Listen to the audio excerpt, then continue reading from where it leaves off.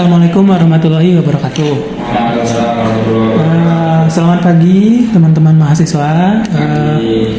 Untuk pertemuan kali ini nanti kita akan membahas tentang kepemimpinan. Nah sebelumnya gimana nih kabarnya, Mas Sahrul, Mas Bayu, Mas Hatta? Oke, jadi hadir semua ya 3 mahasiswa yang saya ajar di pertemuan kali ini. Nah, kemudian selanjutnya kita saat ini dihadapkan dengan beberapa problem dalam kepemimpinan, terutama mungkin di negara kita. Jika dilihat sekarang kemarin ada bencana di luar Pulau Jawa, lebih tepatnya di Sumatera, dan mungkin banyak kontradiktif antara kebijakan pemimpin kita dari DPR, presiden, bahkan mungkin bupati-bupatinya. Nah, di sini kita akan belajar bagaimana kita menjadi seorang pemimpin, baik itu di pemerintahan ataupun juga di perusahaan yang suatu saat akan dimiliki oleh kalian gitu.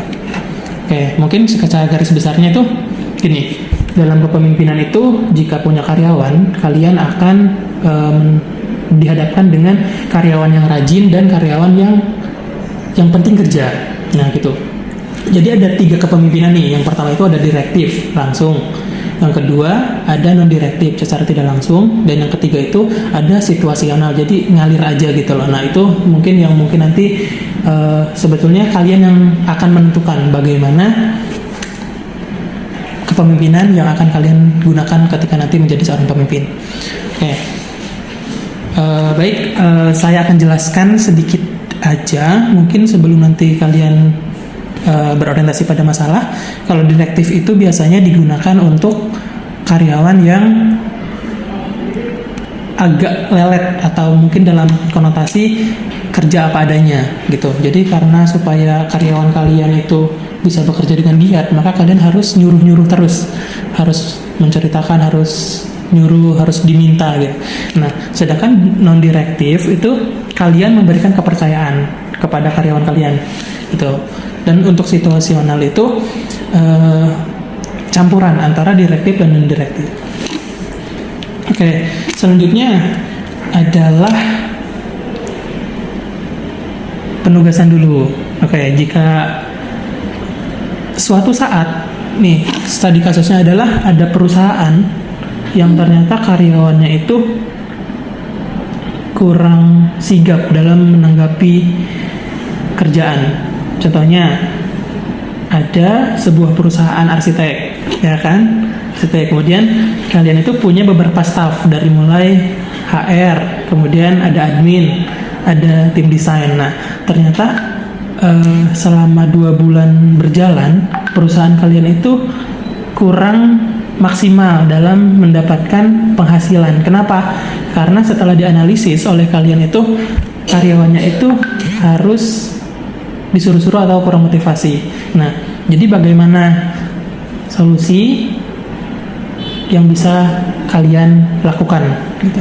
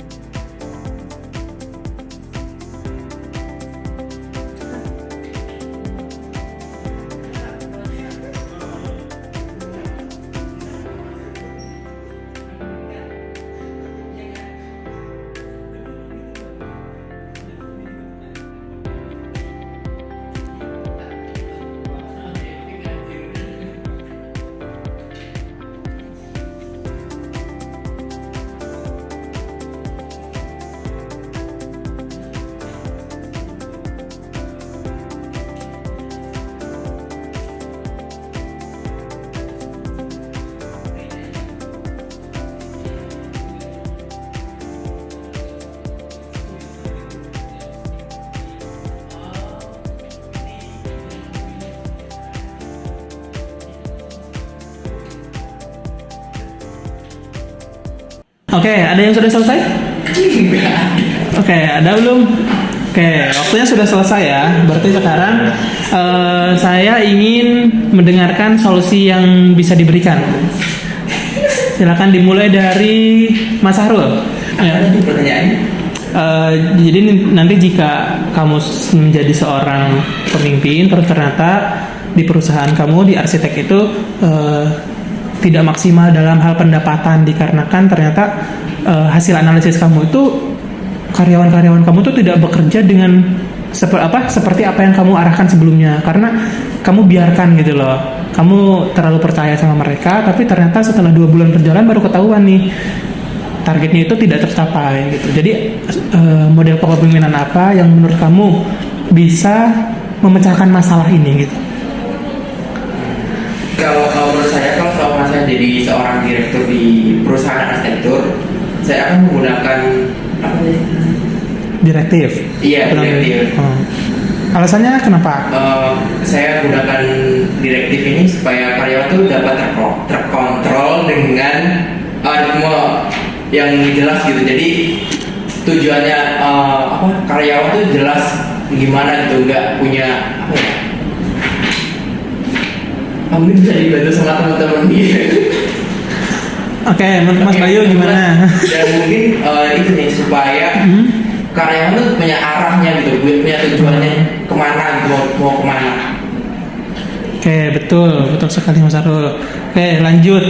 Oke, baik. Berarti tadi kan Mas Sahrul, Mas Bayu sama Mas Hatta sudah menjelaskan bagaimana solusi yang bisa diaplikasikan ketika nanti menjadi seorang pemimpin. Nah, selanjutnya saya akan memberikan penguatan ulang terkait apa sih kepemimpinan direktif dan non-direktif itu. Bisa dilihat ke depan bahwa kepemimpinan direktif dan non-direktif itu jelas pada kerjaannya. Nah, sedangkan untuk pendekatan non-direktif biasanya diberikan kepada karyawan yang motivasinya sudah tinggi. Jadi mereka sudah kerja sesuai dengan alur yang sudah ditetapkan dari awal.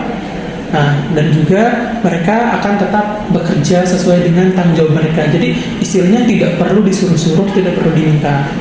Ya, untuk pendekatan negatif sendiri itu biasanya kita sebagai seorang pemimpin itu akan memberikan stimulus kepada para karyawan. Di antaranya adalah mendengarkan, kemudian ada memberikan penguatan setiap bulan atau setiap semester, kemudian ada menjelaskan bagaimana kinerja mereka, dan yang terakhir itu biasanya memecahkan masalah. Jadi seorang pemimpin juga tentunya akan tetap mengikuti masalah ataupun problem yang dimiliki oleh karyawannya dan ikut memecahkan masalahnya itu. Oke, jika dibandingkan antara 3 kepemimpinan itu, kita sebagai pemimpin nanti bisa menggunakan model kepemimpinan yang memang dibutuhkan. Jadi intinya sebagai pemimpin harus tetap berorientasi pada masalah yang ada di lapangan gitu. Jadi bukan hanya sekedar menggunakan model kepemimpinan yang dimau aja, tapi harus berdasarkan kebutuhan gitu. Nah, baik, teman-teman mahasiswa yang saya banggakan, untuk materi hari ini saya sudah menyampaikan model kepemimpinan tadi. Ada 3 model kepemimpinan yang bisa digunakan. Nah, sebelum kita mengakhiri, mungkin saya akan bertanya dulu, apa sih yang sudah kita pelajari tadi? Nah, silakan Mas Tata. Jelas. Jadi dari yang sudah kita pelajari tadi itu terdapat 3 jenis kepemimpinan. Ya. Pertama ada direktif, kemudian non direktif, dan ada situasional. Dengan direktif itu adalah merupakan pemimpin yang dia berkomunikasi langsung pada karyawannya. Jadi tujuannya adalah untuk memberikan arahan yang jelas pada karyawannya, terus juga biar karyawannya itu lebih terkontrol, kurang lebih seperti itu untuk yang direktif.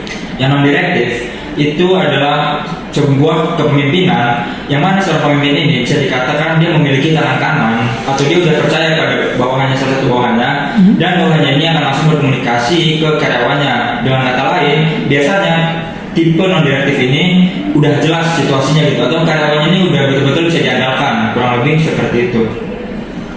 Oke, baik. Jawaban Mas Hatta sangat keren sekali, betul apa yang disampaikan tadi, sesuai dengan apa yang kita pelajari tadi.